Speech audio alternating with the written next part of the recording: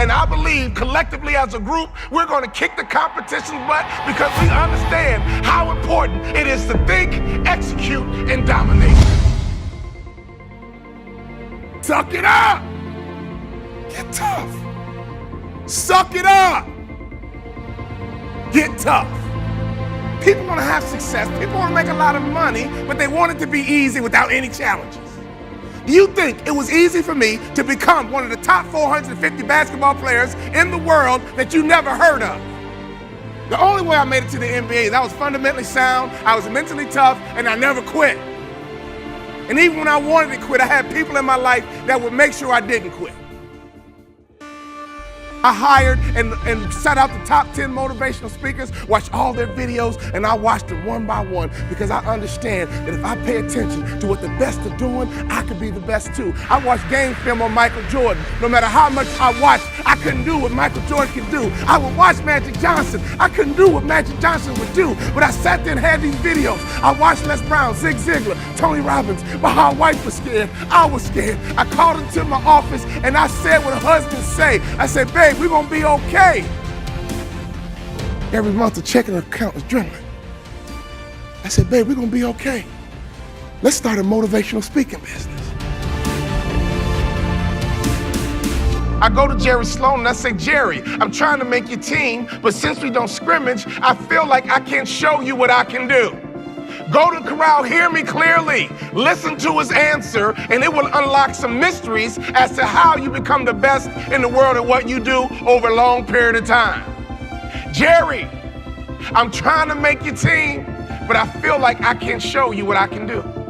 He says, Walter, I already know what you can do, but if you want to make my team, I suggest you listen, follow directions, and execute. Listen, follow directions, and execute.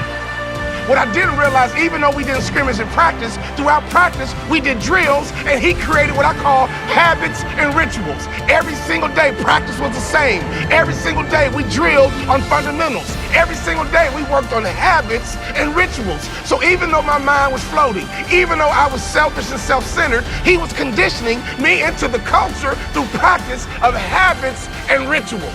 The reason why I tripled my NBA income in 3 years is because of habits and rituals. Next year, if your name didn't get called to come across the stage, I'm here to tell you they will call your name next year if you go back home and execute habits and rituals.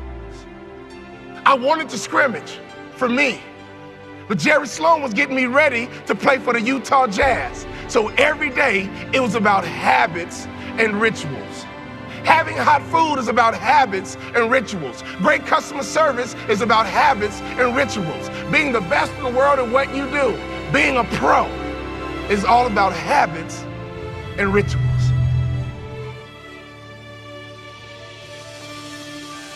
Let me tell you something. I learned a very valuable lesson when I played for the Utah Jazz. I had a point guard on my team who's arguably the best point guard in the history of the NBA. His name is John Stockton. John Stockton would go to a chiropractor 4 times a day on game day.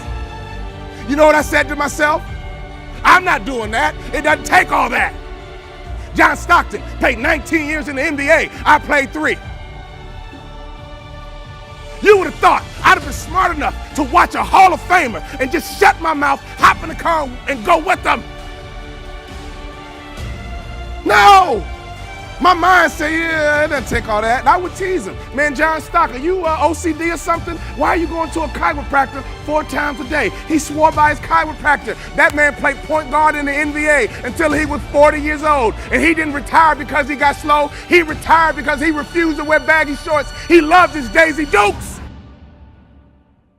Every day on game day, that man would go to a chiropractor 4 times a day. And in my immature basketball mind, I would say, it doesn't take all that. I don't need to do all that. I'm an award-winning motivational speaker because now I pay attention to details. Another peak performance truth. Peak performers are detail-oriented.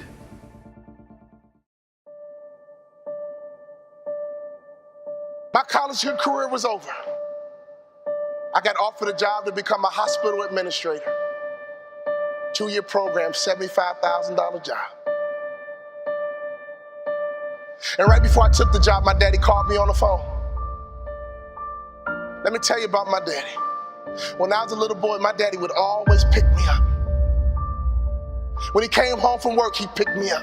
When he saw me in the nursery after church, he picked me up. No matter how long he worked, no matter how tired he was, my daddy would always pick me up. So when I had my kids, I would always pick up my kids. When I got home, sometimes I was tired. They have a bottle in one hand, and they just lifted up the other hand, and they knew what daddy was supposed to do. My job was to pick them up. This is a spiritual interaction. When you pick up a child, it is a spiritual transaction. When you pick up a child, you change their perspective. When you pick up a child, all of a sudden they can see the world the way you see it. I don't care what your children have done, there is nothing they can do for you to stop picking them up. Well, my daughter's a drug addict, I don't care, pick her up. My son messes up, I don't care, pick him up. I don't care. You pick them up. That is your job, mama. That is your job, daddy. That is your job, grandma. That is your job, granddad. Your number one job is to pick them up and change their perspective.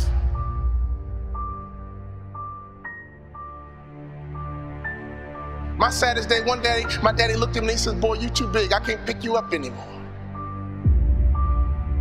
But when he couldn't pick me up physically, he would pick me up emotionally.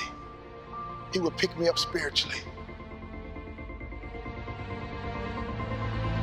I had a great dad because he would always pick me up. He would always change my perspective.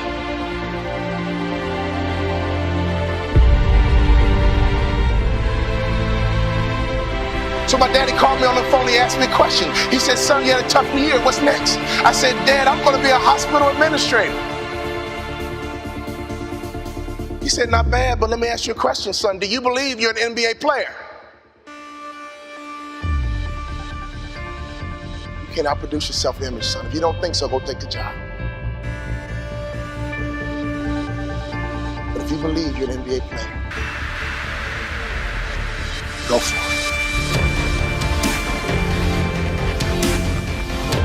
My dad had the self-control and discipline and waited for my answer. And my answer was yes. You're right, Dad. I can't work the rest of my life. But playing in the NBA is a dream I've had ever since I was a little boy. He said, go for it, son. I limped back into my coach's office with a cast on my foot. Tears in my eyes. I said, Coach, what do I need to do to play in the NBA? He said, do 2 things you can play in the NBA. Lose 20 pounds and shoot a 3-point shot with range, you can play in the NBA. If you lose 20 pounds and shoot a 3-point shot with range, you can play in the NBA. I lost 20 pounds and every day I would shoot 500 shots a day, every single day. I got invited to training camp with the Dallas Mavericks, and not only did I make the team, I became the first ever undrafted rookie free agent in the history of the Dallas Mavericks to start opening night. Could you imagine what was going through my mind? I had not started a basketball game since high school. I got to the arena and they dimmed the lights and they put the spotlight right on me.